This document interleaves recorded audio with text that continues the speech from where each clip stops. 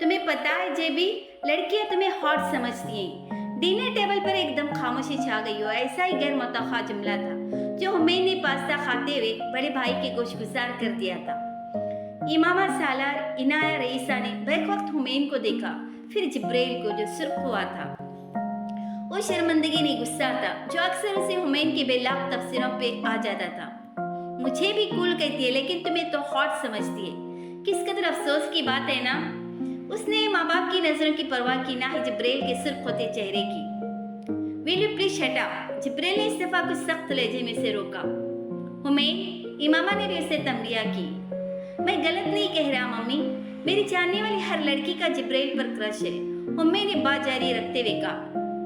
जिब्रेल ने इस बार हाथ में पकड़ा हुआ कांटा प्लेट में रख दिया। ये जैसे उसके सबर के पैमाने के लबरेज होने की निशानी थी। यहाँ तक कि मेरी गर्लफ्रेंड्स भी। फ्रेंड्स, साला ने उसे टोका। जो भी है, उसने बात उसी अंदाज में जारी रखी। मैन, यू आर सो लक्की। इमाम अपनी बेनतिया कोशिश के बावजूद अपनी हंसी पे काबू न पा सकी। उसे हुमैन की गुफ्तगू से ज्यादा जिब्रेल के रद्द-ए-अमल पे हंसी आ रही थी, जिसकी कानों की रुएं तक सुर्ख हो गई थी। वो माँ के हंसने पर कुछ अजस्वस हुआ। तो तुम्हारा क्या ख्याल है, कौन सी चीज उसे लड़कियों में पॉपुलर करती है? साला ने सूरत हाल को संभालने की कोशिश की। उसकी बहुत सी रीजन है। लड़कियां उन लड़कों को पसंद नहीं करती जो बहुत बोलते हैं, और जे भी बिल्कुल बात नहीं करता। और साला ने उसे आगे बोलने की तरगीब दी। और लड़कियों को वो लड़के अच्छे लगते जो उनकी कभी न खत्म होने वाली बातें सुन सकते हैं। और जे भी सबकी बातें सुनता है, ख्वाह वो कितनी अहमक हो। इस बार सालार को भी हंसी आई, उसने गला साफ करके छुपाई। बिलाखिर जिब्रेल ने उसे टोका। तुम्हें पता है हुमैन, लड़कियां उन लड़कों को पसंद करती जो इडियट नहीं होते। उसका इशारा हुमैन की समझ में आ गया था। हाँ, ये उसी सूरत मुमकिन है अगर लड़कियां खुद अहमक न हो। बाबा, इस बार इनाया ने सालार को पुकारा और उसने हुमैन के तबसरे पर एहतजाज किया था। तुम उन दोनों लड़कियों के बारे में क्या कहोगे? सालार ने पूछा। 3 कहे बाबा। आप मम्मी को लड़कियों की सब से क्यों निकाल रहे हैं? हुमैन ने सवाल का जवाब गोल किया। वो स्मार्ट नहीं, सुपर स्मार्ट था, होशियार और शनास। हुमैन, बस कर दो। इमामा ने इस बार अपनी हंसी पे काबू पाते हुए कहा। उसे समझ नहीं आ रहा था उसे डांटे या उसकी बातों पे हंसे। वो जो भी कह रहा था गलत नहीं था। जिब्रेल 13 साल की उम्र में भी अपने काट की वजह से बड़ा लगता था। उसकी आंखें सालार की आंखें थी, बड़ी सियाह और बेहद गहरी। उसी की तरह बेहद मुहत्तमल मिजाज था। और अगर लड़की में मकबूल था तो उसकी वजह यह थी कि वो सबके लिए एक पहली था। जिब्रील अपनी कशिश से बेखबर था और उसे उस कशिश को इस्तेमाल करने में दिलचस्पी भी नहीं थी। लेकिन दुनिया में अगर कोई खामोशी और मुतहम्मिल मिजाजी की उस पहाड़ में शगाफ डालकर उसे बरहम कर सकता था तो वो हुमैन था। जिब्रेल को तंग करना उसकी जिंदगी का दिलचस्प और पसंदीदा तरीन काम था। उसने जिब्रेल को 1 साल से भाई कहना छोड़ दिया था, क्योंकि उसे लगता था जेबी कूल है, हर चीज में कूलनेस निकालता था। बाबा, जब मैं स्पेलिंग बी जीत कर आऊंगी तो मैं भी अपने सारी क्लास फेलोज को बुलाऊंगी। रईसा ने गुफ्तगू में हिस्सा लेते हुए सालार को अपनी तरफ मतवज्जा किया। रईसा सालार की जिंदगी में कोई बड़ा काम करना चाहती थी, इस बात से बेखबर कि उसकी किस्मत में सिर्फ बड़े काम लिखे हैं। बाबा, मुझे आपको हुमैन के बारे में कुछ बताना है। रईसा की मिनमिनाती आवाज पर सालार बैरूनी दरवाजे से निकलते निकलते ठिठक गया था। वो उस वक्त वॉक के लिए निकल रहा था। रईसा हमेशा की तरह उसे दरवाजे तक छोड़ने आई थी। सालार को अचंभा हुआ था। वो कभी किसी की शिकायत नहीं करती थी और हुमैन की शिकायत का तो सवाल ही पैदा नहीं हो सकता। वो उसकी सबसे बड़ी राजदान थी। सालार ने कुछ गौर और हैरानी से उसे देखते हुए पूछा, क्या बताना है? रईसा ने जवाब देने के बजाय पलटकर लॉन्च की तरफ देखा, जहां से हुमैन की आवाज आ रही थी। वो इमामा से बातें कर रहा था। कुछ है जो मैं आपको बताना चाहती हूँ, उसने सरगोशीनुमा आवाज में सालार से कहा। इस बार सालार ने उसका हाथ पकड़ा और दरवाजा खोलकर बाहर जाते हुए उससे कहा, आओ हम वॉक के लिए चलते हैं। उसे अंदाजा हो गया था वो घर के अंदर हुमैन के बारे में बात करते हुए झिझक रही थी। रईसा चुपचाप उसके साथ बाहर निकल आई थी। तो हुमैन के बारे में तुम क्या बताना चाहती हो? 5-10 मिनट की वॉक और हल्की फुल्की गुपशुप के बाद उसने रईसा से कहा। रईसा ने फौरी तौर पे कुछ जवाब नहीं दिया, वो सोच में पड़ गई। आई एम नॉट श्योर, उसने कहा। कुछ है जो मैं आपको बताना चाहती हूँ, लेकिन मुझे नहीं पता कि मुझे बताना चाहिए या नहीं। वो हमेशा उसी तरह बात करती थी, हर लफ्ज बोलने से पहले 10 दफा तोल कर। तुम तुम मुझ पर ट्रस्ट कर सकती हो। सालार ने जैसे उसे तसल्ली दी। मुझे आप पर ट्रस्ट है, लेकिन मैं हुमैन को भी हर्ट नहीं करना चाहती। ये उसका सीक्रेट है और ये अच्छी बात नहीं कि मैं उसका सीक्रेट किसी को बताऊं। शायद मुझे नहीं बताना चाहिए। मैं पूरी तरह श्योर नहीं, मैं अभी सोच रही हूँ। ऐसी क्या बात है रईसा? सालार ने नरम आवाज में उसे कुरेदा। मैं वादा करता हूँ कि हुमैन के बारे में जो भी बात है एक सीक्रेट रहेगी, उसने रईसा से कहा, मगर मुतासिर नहीं हुई। बाबा आप हुमैन से बहुत खफा हो जाएंगे और मैं ये नहीं चाहती। इस बार रईसा ने अपने खदशात का इजहार खुलकर किया। सालार की छठी से उसे सिग्नल देना शुरू की। रईसा ये अच्छी बात नहीं है। सालार ने इस बार संजीदगी से उसे घर का, अगर हुमैन ने ऐसा कुछ किया है जो तुम्हें लगता है हमें पता होना चाहिए, तो तुमको हमें बता देना चाहिए। इस तरह कोई भी चीज छुपाना ठीक नहीं। रईसा की पर्दापोशी सालार के सब बहुत बुरी लगी थी। मुझे एक दिन दे, रईसा ने उसके लहजे में झलकती खफकी को महसूस करते हुए कहा। मैं आपको कल बता दूंगी। वो बेख्तियार गहरा सांस लेकर रह गया। उन्होंने अपने बच्चों की परवरिश जोर जबरदस्ती से नहीं की थी। ठीक है, एक दिन और सोच लो और फिर मुझे बता दो। उसने बात खत्म कर दी। लेकिन रईसा के इंकशाफ से पहले स्कूल से मामा को कॉल आ गई थी। अगले दिन स्कूल में उन्हें हुमैन के बारे में जो बताया गया, उसने कुछ देर के लिए उसके होश हवास उड़ा दिए। वो जूनियर विंग में बिजनेस कर रहा था और ऐसी एक बिजनेस डील के नतीजे में एक बच्चा अपना एक बेहद महंगा गेम गंवाने के बाद अपने माँ बाप को उस लेन देन की तफसीलात से आगाह कर बैठा था और उसका पता उसके वालिदैन की शिकायत से चला था, जिसके नतीजे में स्कूल ने तहकीकात की थी और हुमैन सिकंदर को पहला वार्निंग लेटर इशू हुआ था। सालार का दिमाग वाकई घूम कर रह गया था। उस बिजनेस के आगाज को बहुत वक्त नहीं गुजरा था। बिजनेस का आगाज इत्तेफाकी था। उसकी क्लास में उसका एक क्लास फेलो ऐसे जोगर्स लेकर आया था जिन्हें देखकर हुमैन सिकंदर मचल गया था। इमामा ने उन ब्रांडेड स्नीकर्स की ख्वाहिश को रद्द कर दिया था क्योंकि चंद हफ्ते पहले हुमैन ने नए स्नीकर्स लिए थे। हुमैन सिकंदर हर रोज स्पोर्ट्स आवर्स में अपने क्लास फेलो के स्नीकर्स देखता और उन्हें हासिल करने के तरीके सोचता। उसने उन स्नीकर्स को बॉर्डर ट्रेड के जरिए हासिल करने की कोशिशों का आगाज कर दिया। कोई ऐसी चीज जिसके बदले में क्लास फेलो इन स्नीकर्स को हुमैन को दे देता। उसका क्लास फेलो हुमैन के इतने डायरेक्ट सवाल पर कुछ गड़बड़ा गया। उसने कुछ तामुल के बाद हुमैन को यह बताया था कि वो एक और क्लास फेलो की घड़ी को पसंद करता था और अगर उसे वो मिल जाए तो उसके बदले स्नीकर्स दे सकता है। जिस क्लास फेलो की घड़ी उसने मांगी थी उसे एक और क्लास फेलो की साइकिल में दिलचस्पी थी और साइकिल वाले को एक और क्लास फेलो के बैग में। ये सिलसिला चलते चलते हुमैन सिकंदर के पास मौजूद एक कीबोर्ड तक आ गया था जो कभी कभार स्कूल ले जाकर बजाता था और हुमैन ने फौरी तौर पर उसकी कीबोर्ड के बदले उस स्नीकर्स हासिल करने का फैसला कर लिया था और फिर दूसरे दिन उसको अमली जामा पहना दिया। बिजनेस का पहला उसूल मौसर स्ट्रेटेजी और दूसरा वक्त पे दुरुस्त इस्तेमाल। सालार सिकंदर के मुंह से दिन रात सुनने वाले अल्फाज उसके 9 साला बेटे ने किस महारत से इस्तेमाल किया था, अगर सालार देख लेता तो अश कर उठता। हुमैन सिकंदर की क्लास के 12 अफराद ने अगले दिन स्कूल ग्राउंड में अपनी पसंदीदा तरीन चीज के हसूल के लिए अपनी कम फेवरेट चीज का तबादला किया था और तबादले के चेन के जरिए हुमैन सिकंदर 2 स्नीकर्स हासिल करने में कामयाब हो गया था। क्लाइंट्स का इत्मीनान कारोबार का तीसरा उसूल है और 9 साल की उम्र में सालार सिकंदर बेटे ने ये तीनों चीजें मद्देनजर रखी थी।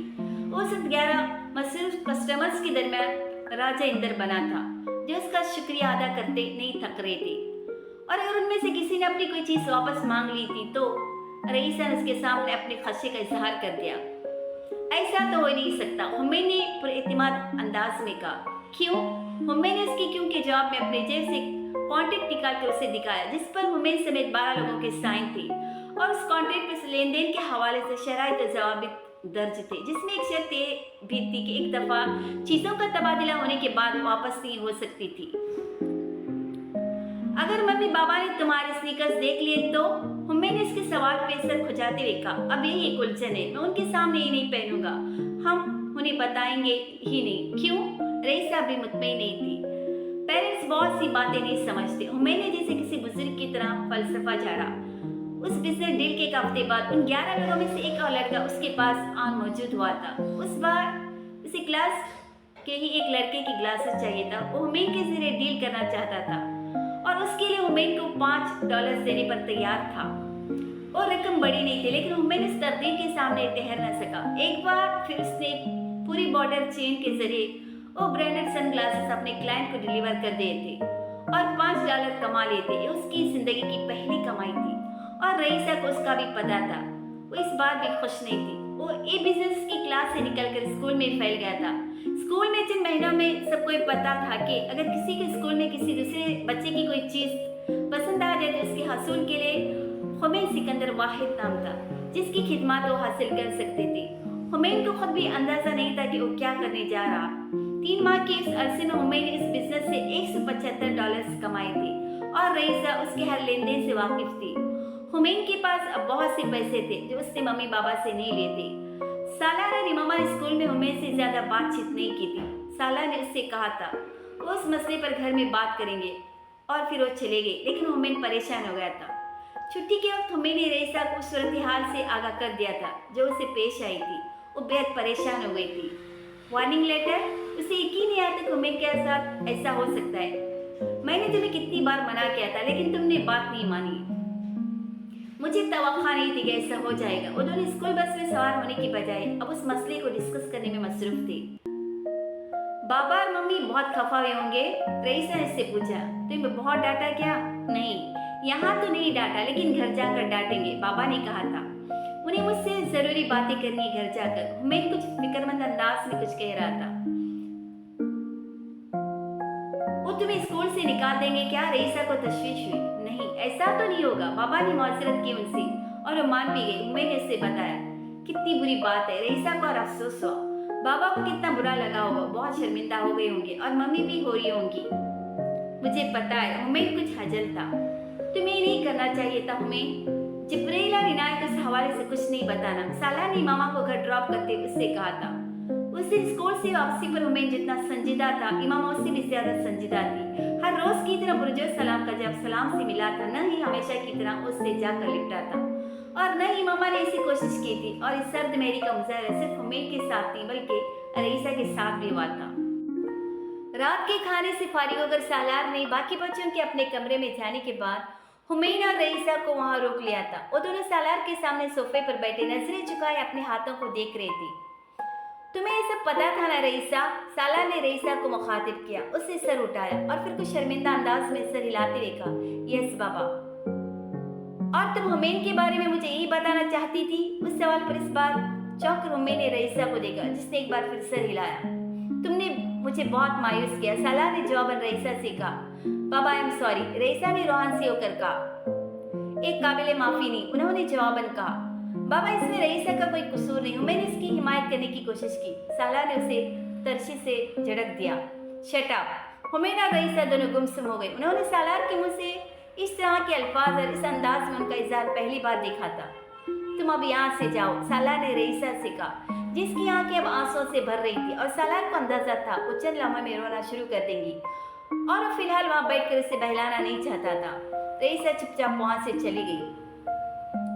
तुम्हें स्कूल में बिजनेस के लिए भेजा था? सालार ने हुमैन से बातचीत शुरू कर दी। नहीं, फिर किस काम के लिए भेजा था? सालार ने अगला सवाल किया। पढ़ने के लिए। हुमैन का सर अब भी झुका हुआ था। और तुम ये पढ़ रहे थे? सालार ने बेहद खफकी से कहा। मैं ना खुश हूँ, सालार ने उससे कहा। आई एम सॉरी बाबा, जो अब दर्द से आया था। तुम्हें ये सब करने की जरूरत क्यों पेश आई? हुमैन ने बेख्तियार गहरा सांस लिया। फिर उसने बाप को सीकर्स की जोड़ी की वजह से स्टार्ट किए जाने वाले बिजनेस की तफसीलात बताना शुरू की। सालार टिके बगैर सुनता रहा। हुमैन ने अब कुछ भी नहीं छुपाया। जब वो खामोश हुआ तो सालार ने उससे पूछा, वो कॉन्ट्रैक्ट्स कहाँ हैं जो तुमने इन सब से साइन करवाए हैं? हुमैन वहां से उठकर कमरे में गया और कुछ देर बाद एक फाइल लेकर आ गया। सालार ने फाइल खोलकर उसके अंदर मौजूद मुहदे की सफ़ों पे नजर डाली। फिर हुमैन से पूछा, ये किसने लिखी है? मैंने खुद, उसने जवाब दिया। सालार इस मुहदे को पढ़ने लगा। सालार मुतासिर बगैर नहीं रह सका। सालार ने फाइल बंद की। फिर उससे पूछा, और जो रकम तुमने इन सब से ली है वो कहाँ है? मेरे पास, हुमैन ने जवाब दिया। कुछ खर्च की? सालार ने पूछा। नहीं, उसने कहा। फिर सालार ने सर हिलाया। फाइल उसे देते हुए कहा, अब तुम एक लेटर लिखोगे जिसमें तुम अपने सब क्लाइंट्स से माजरत करोगे और उन्हें उनकी रकम और अच्छी से लौटाओगे जो तुम्हारे पास है। उसके बाद तुम वो सारी चीजें उन सब लोगों तक वापस पहुंचाओगे जो तुमने एक्सचेंज किए। हुमैन चिल्ला में साफ तरह फिर सर हिला दिया। ओके, और ये मैं कैसे करूँ? उसने सालार से कहा।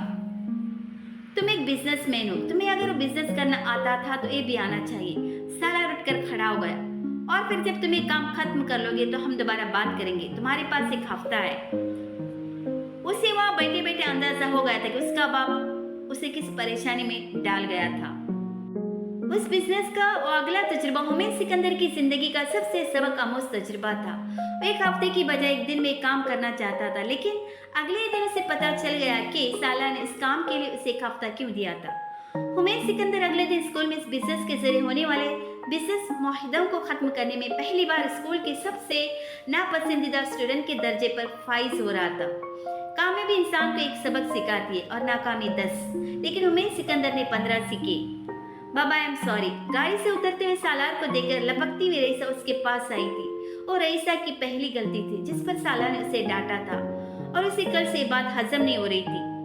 साला ने अपनी उस मुंह बोली बेटी को देखा जो परवानों की तरह अपने माँ बाप के गिर्द मंडलाती फिरती थी। तुम्हें पता है तुमने क्या गलती की?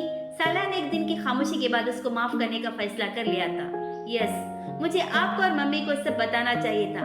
रईसा ने अपने ग्लासेस ठीक करते हुए सर झुकाकर कहा। और साला ने मस्जिद को रेदा। और मुझे हुमैन को सपोर्ट नहीं करना चाहिए था, लेकिन बाबा मैंने उसको सपोर्ट कभी नहीं किया। तुमने खामोश रहकर उसे सपोर्ट किया, सालार ने कहा। बाबा मैंने उसे मना किया था, लेकिन उसने मुझे कन्विंस कर लिया था, रईसा ने वजाहत दी। अगर उसने तुम्हें कन्विंस कर लिया था तो तुम फिर मुझे क्यों बताना चाहती थी? सालार ने उसका हाथ अपने हाथों में लिया और कहा, तुम कन्विंस नहीं हुई थी, तुम्हारे दिल में था कि हुमैन ठीक काम नहीं कर रहा। रईसा ने सर हिला दिया। ये ज्यादा बुरी बात थी। तुम्हें पता था वो गलत काम कर रहा, लेकिन तुमने उसे करने दिया, छुपाया।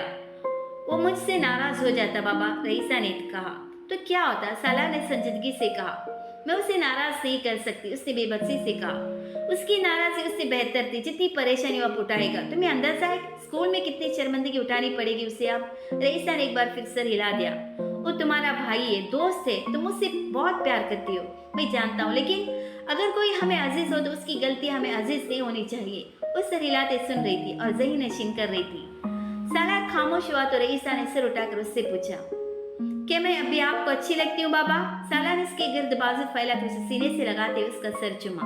यस, रईसा खिल उठी। वो ऐसी ही थी, छोटी सी बात पर परेशान होने वाली, छोटी सी बात पे खुश हो जाने वाली।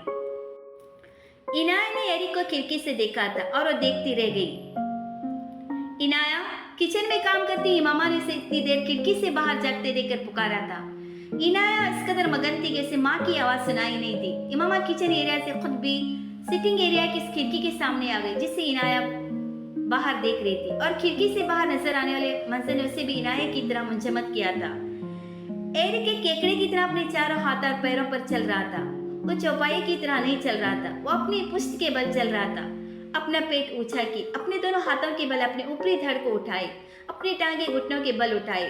वो बड़ी वक्त से चल बल के रेंग रहा था, लेकिन रुके बगैर बेहद इत्मीनान से उस तरह इधर से उधर जाते हुए चहलकदमी में मसरूफ था, जैसे उसके चलने का नॉर्मल तरीका था। वो जब थक जाता बैठकर थोड़ी देर सांस लेता, फिर उसी तरह चलना शुरू कर देता। ये क्या कर रहा है? इनाया ने अब कुछ परेशान होकर इमामा से पूछा। पता नहीं। क्या चल नहीं सकता? इनाया को तशवीश हुई। पता नहीं, इमामा और क्या जवाब देती। जिब्राइल, तुम जरा जाकर उसे अंदर ले आओ। जिब्राइल ऊपर वाली मंजिल से सीढ़ी उतर रहा था जब इमामा ने पलट कर उससे कहा। किसे? जिब्राइल ने जवाबन खिड़की के पास आते हुए कहा और इमामा को उसके सवाल का जवाब देने की जरूरत न पड़ी।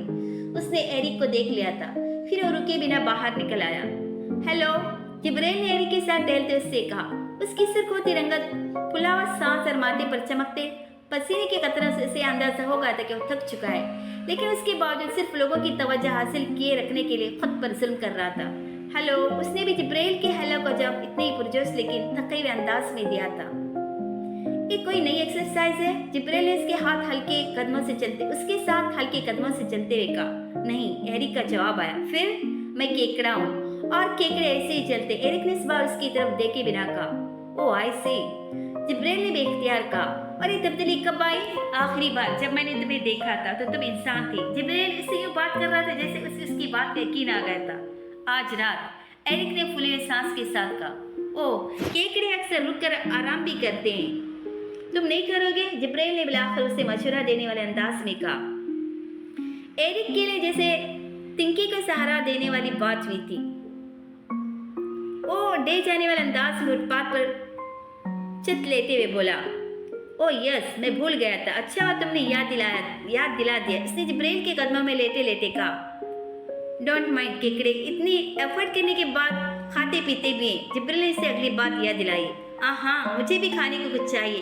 एरिक की भूख वाकई उसकी बात से चमकी थी। उसकी बाजू और कमर सख्त चल हो रही थी। हमारे घर में केकड़ों की कुछ खुराक है, अगर तुम्हें इंटरेस्ट हो तो तुम जाके खा सकते हो, जिब्राइल ने कहा। एरिक एकदम उसी तरह केकड़ा बने बने उसके साथ चलने लगा। जिब्राइल रुका और उसने बड़ी शाइस्तगी से उससे कहा, मुझे अच्छा लगेगा अगर तुम कुछ देर के लिए दोबारा इंसान बन जाओ। मेरी मम्मी और बहन केकड़ों से बहुत डरती। वो रुका, बैठा और उठकर खड़ा हो गया। जिब्राइल के साथ घर में दाखिल होते हुए उसने इमामा और इनाया की नजरें हैरान नजरें महसूस कर ली थी। एरिक तुम क्या कर रहे थे बाहर? उसके अंदर आते इनाया ने उससे पूछा था। वो जवाबन फातियाना अंदाज से मुस्कुराया, यूं जैसे वो जो चाहता था हासिल कर लिया हो। ये एरिक नहीं, केकड़ा है। जिब्राइल ने उसका तारुफ कराया और बेहतर आइंदा उसे उसी नाम से पुकारा जाए। तुम इतने दिन से आए क्यों नहीं? इमामा ने मौजू बदलने की कोशिश की। मैं मसरूफ था। वो अब अपनी बाजार कलाइयां दबा रहा था। जिब्राइल और इनाया ने नजरों का तबादला कर हंसी को रोका। उन्हें अंदाजा था एक केकड़ा बनकर 15-20 मिनट चहलकदमी का नतीजा क्या निकलने वाला है। अब तुम बाज़ दफा बेतहमकाना हरकतें करते हो, इनाया ने उससे कहा। तुम वाकई ऐसा समझती हो? एरिक उसके तबसरे पर कुछ मुस्तरब हुआ। हाँ बिल्कुल। एरिक के चेहरे पर अब कुछ मायूसी आई। अगर तुम हमारे घर के अंदर आना चाहते थे तो इसका सीधा रास्ता दरवाजे पर दस्तक देकर इजाजत मांगना है। केकड़ा बनकर हमारे घर के सामने फिरना नहीं। या तुम ये चाहते हो कि हम खुद तुम्हें खींच खींच कर अंदर बुलाएं? इनाया ने कुछ खफगी से कहा। एरिक का चेहरा सुर्ख हुआ। एक शर्मिंदगी थी इस बात की कि वो उसकी हरकत को समझ गए थे। मिसेस सारा मुझे पसंद नहीं करती, एरिक ने उसकी बात के जवाब में इमामा को देखते हुए कहा। इमामा उससे देख कर रहेगी। उसे अंदाजा नहीं था कि उसकी पहली बार समझाने का असर एरिक पर यह होगा। खैर, वो तो हम में से कोई भी नहीं करता, खासतौर पर मैं। But you are still welcome. ए जिब्राइल था जो फ्रिज से सॉफ्ट ड्रिंक निकाल रहा था। मेरे भी तुम्हारे बारे में ऐसे ही ख्यालात है, एरिक ने से टुकड़ा तोड़ जवाब दिया। और रियली? जिब्राइल इसे जज कर रहा था। मिसेस साला, मैं फ्रिज से कोई ड्रिंक ले सकता हूँ? नहीं, जो आखिरी था वो मैंने ले लिया, लेकिन तुम्हें पी सकते हो, इमामा से पहले जिब्राइल ने उससे कहा और अपने हाथ में पकड़ा और केन जिससे उसने अभी 2 घूंट लिए थे उसके सामने रख दिया और खुद अंदरूनी कमरे की तरफ चला गया। इनाया लाउंज की सफाई में इमामा की मदद कर रही थी। एरिक कुछ देर देखता रहा, फिर उसने केन उठाकर एक ही सांस में उसे खत्म कर लिया। अगर मदद की जरूरत हो तो मैं मदद कर सकता हूँ, एरिक ने उन्हें ऑफर की। तुम्हारे पास अब 2 दिन तक कुछ उठाने के काबिल नहीं होगी, इसलिए आराम करो, हम खुद ही कर लेंगे एरिक, इमामा ने जवाबन उससे कहा। मेरा नाम एरिक नहीं है, एरिक ने बेहद संजीदगी से इमामा को जवाब दिया। हाँ पता है, तुम्हारा नाम केकड़ा है, इनाया ने और चिल्लाते हुए मजाक उड़ाने वाले अंदाज में कहा। मेरा नाम अब्दुल्ला है। इमामा और इनाया ने पहले से फिर एक दूसरे को देखा। क्या मतलब? इमामा कुछ हक्का बुक्का सी रह गई। अब मेरा नाम एरिक नहीं अब्दुल्ला है, एरिक ने अपना जुमला संजीदगी से दोहराया। किसने बदला है तुम्हारा नाम? इनाया भी दंग थी। मैंने खुद, उसने फखरी अंदाज में कहा। एरिक एक बहुत खूबसूरत नाम था, इमामा ने उससे कहा। क्यों इनाया? उसने रवानी में इनाया से पूछा। अब्दुल्ला ज्यादा खूबसूरत नाम है मम्मी। इनाया ने माँ की तायद नहीं की, लेकिन बड़े जताने वाले अंदाज में बताया कि वो अब्दुल्ला से क्या मफहूम ले रही। इमामा जिस मौजूद से बचना चाहती थी, बात फिर वही आ गई थी। इस नाम का मतलब जानते हो? इमामा ने अगला सवाल किया। हाँ, अल्लाह का बंदा, उसने एक बार फिर इमामा को लाजवाब कर दिया। मैं चाहता हूँ कि आप सब मुझे अब्दुल्ला कहा करें। अब उसने अगला मुतालबा किया। उससे क्या होगा? इस बार इमामा के सवाल पर वो खामोश हो गया। वाकई उससे क्या हो सकता था? वो कुछ देर ऐसे ही खड़ा रहा, फिर कुछ कहे बगैर खामोशी से दरवाजा खोलकर बाहर निकल गया। इमामा को अजीब कलक हुआ। अब्दुल्ला बुरा नहीं है, वो इनाया की आवाज पर करंट खाकर पलटी थी। इनाया वो एरिक है, सिर्फ नाम बदलने से वो अब्दुल्ला नहीं हो सकता बेटा, इमामा ने कहना जरूरी समझा था। इनाया खामोश रही थी। सालार ने उस फाइल में लगे कागजात को बारी बारी देखा। आखिरी कागज फाइल में रखने के बाद उसने अपने सामने बैठे हुमैन को देखा। फाइल बंद की और उसे वापस थमा दी। तो इस सारे तजुर्बे से तुमने क्या सीखा? बहुत सी बातें, हुमैन ने गहरा सांस लेकर कहा। सालार ने अपनी हंसी छुपाई। सिर्फ 2 बातें बता दो। बच्चे अच्छे क्लाइंट्स नहीं होते, उसने बेसाख्ता कहा। और? सालार ने पूछा। बिजनेस आसान नहीं है, उसने सालार से कहा। दुरुस्त, सालार ने उसकी तायद की। फिर उससे कहा, हर वो चीज़ जो अच्छी लगे और दूसरों की मलकियत तो हमारी ज़िंदगी का मकसद नहीं हो सकती। हमारी पसंदीदा चीज़ वही होनी चाहिए जो कि हमारे पास है। किसी दूसरे की चीज़ छीनने का हक हमें नहीं। तुम्हें पता है इंसान के पास सबसे ताकतवर चीज़ क्या है? उसने हुमैन से पूछा। क्या? हुमैन ने कहा, अकल। अगर इसका दुरुस्त इस्तेमाल आता हो। और तुम्हें पता है इंसान के पास सबसे खतरनाक चीज़ क्या है? क्या? हुमैन ने फिर उसी अंदाज में कहा, अकल। अगर उसका दुरुस्त इस्तेमाल ना आता हो तो ये सिर्फ दूसरों को नहीं, खुद आपको भी तबाह कर सकती है। हुमैन जानता था सालार किसकी अकल की बात कर रहा था। वो उसकी बात कर रहा था। वो दुनिया के तो ज़हीन तरीन दिमाग थे, सिर्फ बाप बेटा नहीं। 45 साल की उम्र में वो एक सूद से पाक इस्लामी मालियाती निज़ाम का ढांचा खड़ा कर चुका था। वो रिस्क लेता था, चैलेंज कबूल करता था, नए रास्ते ढूंढना और बनाना जानता था। ब्रेन ट्यूमर से लड़ते हुए अपनी जिंदगी के एक एक दिन को बामकसद गुजार रहा था। एक दुनिया उसके नाम से वाकिफ थी, एक दुनिया उसे मानती थी और जिस फॉर्म पे खड़ा होकर बात करता था, फाइनेंस की दुनिया के गुरु उसको खामोशी और तवज्जो से सुनते थे। वो फाइनेंस की दुनिया में लेजेंडरी की हैसियत इख्तियार कर चुका था। उस सारे तजुर्बे ने हुमैन सिकंदर को पहली बार संजीदा किया था। उसने उस रात एक बात अपने बाप को नहीं बताई थी और ये थी कि उसकी जिंदगी में बिजनेस ही करना था, अपने बाप से ज्यादा बड़ा और कामयाब बनना था। उसे दुनिया का अमीर तरीन आदमी बनना था। मम्मी, मैं कुरान पाक पढ़ना चाहता हूँ। डिनर टेबल पर उस रात एरिक अपनी फैमिली के साथ कई दिनों बाद साथ बैठा था। कैरोलिन का बॉयफ्रेंड भी वही था। वो क्या है? एक लम्हा को कैरोलिन की समझ में न आया कि वो किस चीज़ की पढ़ने की ख्वाहिश का इजहार कर रहा है। मुस्लिम्स की होली बुक जो इनाय की फैमिली पढ़ती है, उसने माँ को वजाहत दी। कैरोलिन के पार्टनर रालिफ ने खाना खाते खाते रुक कर उन दोनों को देखा। तुम ट्रांसलेशन पढ़ना चाहते हो? कैरोलिन ने कहा। नहीं, मैं अरबी पढ़ना चाहता हूँ। जैसे वो पढ़ती वो संजीदा था। लेकिन तुम्हें अरबी नहीं आती? कैरोलिन भी अब संजीदा थी। हाँ, लेकिन जिब्राइल मुझे सिखा देगा, उसने माँ से कहा। उसकी ज़रूरत क्या है? कैरोलिन को खामोश देकर रालिफ बोले बगैर न रह सका। ये मुसलमानों की होली बुक है, तुम्हें उसको पढ़ने के लिए एक नई ज़बान सीखने की ज़रूरत नहीं। तुम उसकी ट्रांसलेशन पढ़ सकते हो अगर तुम्हें एक किताब के तौर पर उसे पढ़ने में दिलचस्पी है तो। उसने रालिफ की बात का जवाब देने की जहमत भी नहीं की। मम्मी, रालिफ को मुकम्मल तौर पर नजरअंदाज करके उसने सवाली अंदाज में कैरोलिन की तरफ देखा। वो एक गहरा सांस लेकर रह गई। उसके और एरिक के ताल्लुकात आजकल जिस नैयत के थे उसमें बड़ी बात थी कि वो किसी काम के लिए उससे इजाज़त मांग रहा था, वरना वो कोई काम करके भी उसे बताने की जहमत नहीं करता था। तुम्हारी स्टडीज मुतासिर होंगी एरिक। कैरोलिन को जो वाइज मसला था उसने उसका जिक्र किया। वो मुतासिर नहीं होगी, आई प्रॉमिस। उसने फौरन माँ को यकीन दहानी करा दी। ओके ठीक है, लेकिन अगर तुम्हारी स्टडीज मुतासिर हुई तो मैं तुम्हें रोक दूंगी। एरिक का चेहरा खिल उठा। तुम कब जाओगे जिब्राइल के पास कुरान पढ़ने? कैरोलिन ने पूछा। हफ्ते में 2 बार, एरिक ने कहा। ठीक है, वजह से मुतमईन हुई। आप जिब्राइल की मम्मी को फ़ोन करके बता दें कि आपने मुझे इजाज़त दे दी है, एरिक ने कहा। ठीक है, मैं फ़ोन कर दूंगी, कैरोलिन ने कहा। एरिक शुक्रिया अदा करते हुए खाना खा के उठ खड़ा हुआ। तुम बेवकूफ़ी कर रही हो, उसके वहाँ से जाते ही रालिफ ने बेहद नाखुश अंदाज में कैरोलिन से कहा। कैसी बेवकूफ़ी? वो समझते हुए भी न समझी थी। तुम्हारा बेटा पहले तुम्हारे लिए दर्द सर बना हुआ है और तुम उसे कुरान पाक और अरबी सीखने भेज रहे हो ताकि वो इंतहा पसंद हो जाए, वो भी एक मुसलमान खानदान के पास। कैरोलिन हंस पड़ी थी। तुम उस खानदान को जानते नहीं हो रालिफ। मैं 3.5 साल से जानती हूँ, नेबर्स से हमारे। जेम्स की मौत के बाद उन्होंने हमारा बहुत ख्याल रखा। मैं मारकर सबल को अक्सर उन लोगों के पास छोड़कर जाती थी। वो एरिक को कुछ बुरा नहीं सिखाएंगे। सिखाना होता तो उसे मेरी इजाज़त की बिना में सिखाना शुरू कर देती। मुझे कैसे पता चलता? कैरोलिन कह रही थी। तुम फिर भी सोच लो। मैं नहीं समझता कि एक अच्छा फैसला है एक डिस्टर्ब बच्चे को कुरान पढ़ाना। वो अगर मुसलमानों की तरह तशद्दुद पसंद हो गया तो? रालिफ के अपने खदशात थे। एरिक उस इजाजत के अगले दिन दोबारा इमाम और सालार के घर पहुंच गया, जिब्राइल के पास कुरान पाक का आगाज करने। वो एक दिन पहले भी उसी तरह जिब्राइल के पास गया था और उस वक्त कुरान की तिलावत कर रहा था। एरिक उसके पास जाकर बैठ गया था और फिर उसके पास इतनी देर तक बैठा रहा कि जिब्राइल को बुलाकर तिलावत खत्म करके उससे पूछना पड़ा कि वो वहाँ किस काम से तो नहीं आया था। मैं भी ऐसे कुरान पाक पढ़ना और सीखना चाहता हूँ जैसे तुम पढ़ रहे हो। उसने जिब्राइल को जवाब दिया। वो उसकी शक्ल देख कर रह गया। मेरी तो ये मजहबी किताब है इसलिए पढ़ रहा हूँ। मैं तुम पढ़ रहा हूँ मैं तुम पढ़कर क्या करोगे? उसने एरिक को समझाने की कोशिश की। मुझे दिलचस्पी है जानने में और मुझे अच्छा लगता है जब तुम तिलावत करते हो, एरिक ने जवाबन कहा। तुम इंटरनेट पर ट्रांसलेशन पढ़ सकते हो या मैं तुम्हें दे दूंगा एक इंग्लिश ट्रांसलेशन।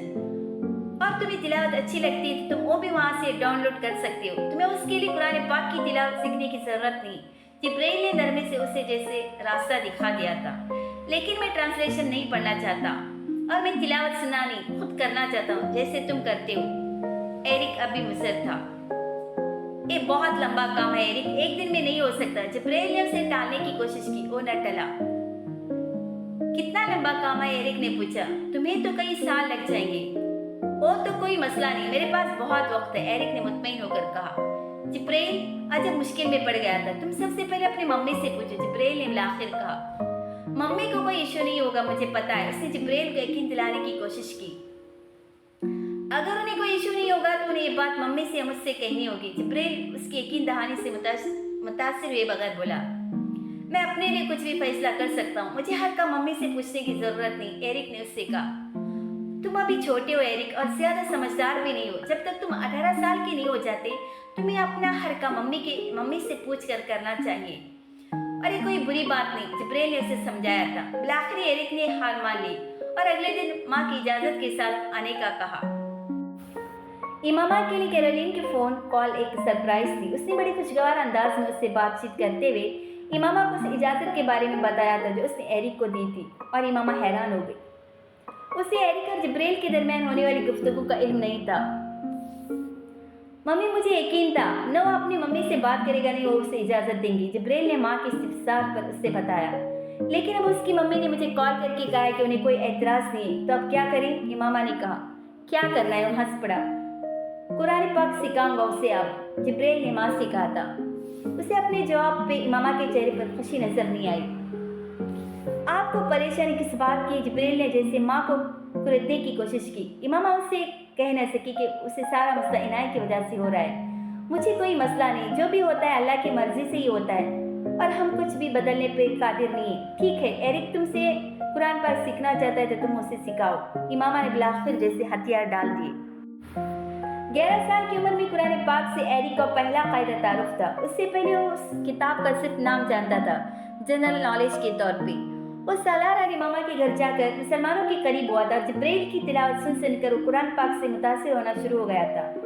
वो जुबान और वो तिलावत उसे जैसे किसी फैंटेसी में ले जाती थी। जिस दिन उसने जिब्राइल से कुरानी कायदा का पहला सबक लिया था, उस रात उसने ऑनलाइन कुरान पाक का पूरा इंग्लिश तर्जुमा पढ़ लिया था। वो किताबें पढ़ने का शौकीन और आदी था और उसने कुरान को भी एक किताब के तौर पे पढ़ा था। बहुत सारी चीज़ों को समझते हुए, बहुत सी चीज़ों को न समझते हुए, बहुत सी बातों से मुतासिर होते हुए, बहुत से अहकामात से उलझते हुए, बहुत सारे वाक़यात को अपनी किताब बाइबल से मुंसलिक करते हुए जिब्राइल को हैरत नहीं हुई थी जब अगले दिन एरिक ने उसे कुरानी कायदे का सबक बिल्कुल ठीक ठीक सुनाया था। लेकिन वह जानकर खामोश जरूर हो गया था कि एरिक ने एक रात में बैठकर कुरान पाक का पूरा तर्जुमा पढ़ लिया था। उसका फ़ायदा क्या हुआ? जिब्राइल ने उससे पूछा। किस चीज़ का? कुरान पाक पढ़ने का। एरिक ने उसके सवाल की वजाहत चाहिए। हाँ, जिब्राइल ने जवाब दिया। एरिक को कोई जवाब नहीं सूझा। उसका ख्याल था कि जिब्राइल इससे मुतासिर होगा, मुतासिर नहीं हुआ था, उल्टा उससे सवाल कर रहा था। फ़ायदा तो नहीं सोचा मैंने तो बस तजस्सुस में पढ़ा है कुरान पाक, एरिक ने कहा। तो अब तुम्हारी क्या राय है कुरान पाक के बारे में? अब भी सीखना चाहते हो? जिब्राइल ने उससे पूछा। हाँ, अब और भी ज़्यादा, एरिक ने कहा। मुझे ये बेहद इंटरेस्टिंग लगी है। जिब्राइल उसकी बात में मुस्कुराया था। मुक़द्दस किताबों को सिर्फ पढ़ लेना कोई बड़ी बात नहीं होती, जिब्राइल ने उससे कहा था। उसे पढ़ने के साथ साथ उस पर अमल भी ज़रूरी है। एरिक उसको बगौर देखते उसकी बात सुन रहा था। वैसे जिब्राइल ने उसे दूसरा सबक कुरानी कायदा का नहीं दिया था, उसने उसे दूसरा सबक एक अच्छा इंसान बनने के हवाले से दिया था। कोई भी ऐसी चीज़ जिसका ताल्लुक अल्लाह से है और फिर जो हम सीखते हैं तो फिर उस दिन हमारे अंदर दूसरों के लिए कुछ ज़्यादा बेहतरी आनी चाहिए ताकि नजर आए कि हम कोई ख़ास चीज़ सीख रहे हैं। वो सारे सब्जेक्ट्स जो हम स्कूल में पढ़ते हैं और जो हम वहाँ सीखते हैं वो हमारी पर्सनालिटी पर असरअंदाज नहीं होते। वो सिर्फ तब हमारे काम आते हैं जब हमें एग्ज़ाम्स देना हो, जॉब करनी हो, बिजनेस करना हो। किताबें हमें बाइल्म बनाती हैं, बाअमल हमें सिर्फ वो किताब बना सकती है जो अल्लाह ताला ने इंसान को सिर्फ बाअमल करने के लिए उतारी है। एरिक उसकी बात बड़ी तवज्जो से सुन रहा था।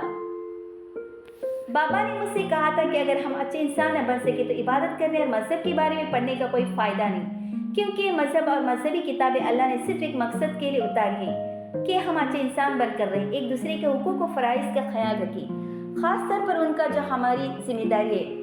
जैसे तुम्हारे छोटे बहन भाई और तुम्हारी मम्मी तुम्हारी जिम्मेदारी है। जिब्राइल बड़ी ज़हानत से गुफ्तगू उस मौजू की तरफ मोड़ रहा था जिस पे वो एरिक से बात करना चाहता था। तो अब तुमने देखना है कि जिस दिन तुम कुरान पाक पढ़कर जाते हो उस दिन तुम्हारे अंदर क्या तब्दीली आती है, उस दिन तुम अपनी फैमिली के लिए और दूसरों के लिए क्या अच्छा काम करते हो। जिब्राइल ने जैसे उसे चैलेंज दिया था। मैं कोशिश करूँगा। एरिक ने वो चैलेंज कबूल कर लिया था। फिर उसने जैसे उसकी मदद मांगी। तो आज मैं घर जाकर क्या करूँ? तुम आज ऐसा काम मत करना जिससे तुम्हारी मम्मी अपसेट होती है, जिब्राइल ने उससे कहा। एरिक कुछ खजल हुआ। तुम मुझे अब्दुल्ला कहा करो। एरिक ने जानबूझकर मौजू बदलने के लिए उसे टोका। अब्दुल्ला तो अल्लाह का बंदा होता है, सबसे ज्यादा मेहरबान, सबका ख्याल रखने वाला, सबका एहसास करने वाला, किसी को तकलीफ न देने वाला। मैं तुम्हें अब्दुल्ला तब कहना शुरू करूंगा जब तुम सबसे पहले अपने मम्मी को तकलीफ देना बंद करोगे। जिब्राइल ने उसकी कोशिश को कामयाब नहीं होने दिया था। एरिक जैसे कुछ और खजल हुआ। एक लम्हे के लिए उसे लगा कि जिब्राइल उससे जो कुछ कह रहा था उसकी मम्मी के कहने पे कह रहा था, लेकिन उसने खामोशी से बात मान ली। उस दिन एरिक घर जाकर पहली बार रालिफ से खुशदिली से मिला था। रालिफ और कैरोलिन को एक लम्हे के लिए लगा शायद एरिक से गलती हुई है या फिर उन्हें वहम हो रहा है। उसने पहली बार रालिफ से खुशमिजाजी का मुजाहिरा किया था। एरिक रुके बगैर वहां से चला गया। रालिफ और कैरोलिन ने एक दूसरे को हैरानी से देखा। इसको क्या हुआ? रालिफ ने कुछ खुशगवार हैरत से कहा। पता नहीं, कैरोलिन ने लाइलमी का इजहार किया। वो पहली तब्दीली नहीं थी जो एरिक में आई थी, वो आहिस्ता आहिस्ता मजीद तब्दील होता गया। कुरान पाक का सबक अब वो हर रोज लेने जाया करता था। अगर कभी जिब्राइल न होता तो हुमैरा इमामा उसे सबक पढ़ा देती, लेकिन एरिक को एतराफ़ करने में आर नहीं था कि जैसे जिब्राइल उसे पढ़ाता था वैसे कोई नहीं पढ़ा सकता था। उस घर में एरिक की जड़ें अब ज्यादा गहरी और मजबूत हो गई थी, इमामा की तमाम तरह एहतियात के बावजूद। जिब्राइल लोगों को न समझ में आने वाले अंदाज में मुतासिर करता था। 13 साल की उम्र में उसका ठहराव आम बच्चों के बरअक्स था। सालार की बीमारी ने इमामा के साथ उसे भी बदल दिया था। उसने अमेरिका में सालार की सर्जरी और उसके बाद वहाँ इमामा के क़याम के दौरान तीनों छोटे बहन भाइयों की परवाह किसी बाप की तरह की थी।